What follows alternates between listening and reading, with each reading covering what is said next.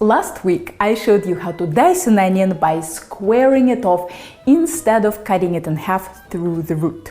Since keeping the root intact might result in way less tears, some of you might be wondering if it's possible to apply the same technique to slicing onions, and the answer is yes, it is. You want to keep the root, but cut off the top of the onion. Set the onion onto this flat surface and cut off 2 big chunks on both sides of the root.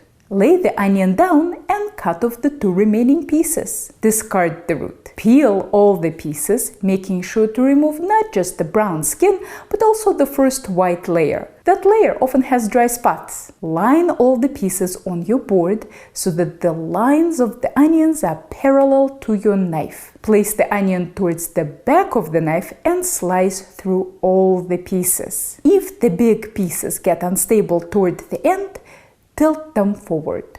Go a bit slower on the little pieces because they are less stable.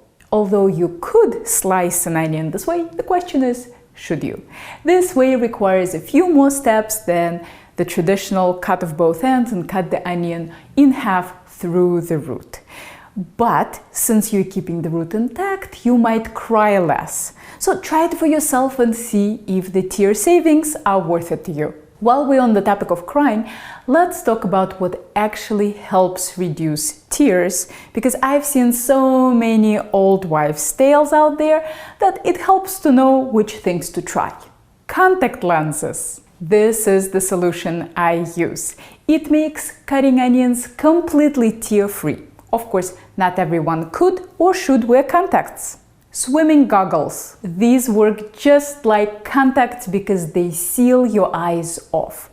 Of course, if you wear glasses, you might not be able to wear goggles at the same time. Desk fan. Setting up a little desk fan next to your cutting board will blow the vicious gases away and give your eyes a break. Chilling the onions. Many people find that chilling onions for about 30 minutes in the fridge or 15 minutes in the freezer helps them cry less. Of course, the fridge is not the best place to store your onions long term, so this method does require a little bit of planning, but if you're cutting a lot of onions, it might be worth it. Keeping the root intact. Not as foolproof as contacts and goggles, but it doesn't require any extra equipment or planning. This video was brought to you by viewers like you. If you liked it, click here to support my channel. Don't forget to subscribe, hit that little bell button for notifications, and if you're ever in the Boston area, maybe I'll see you in one of my classes.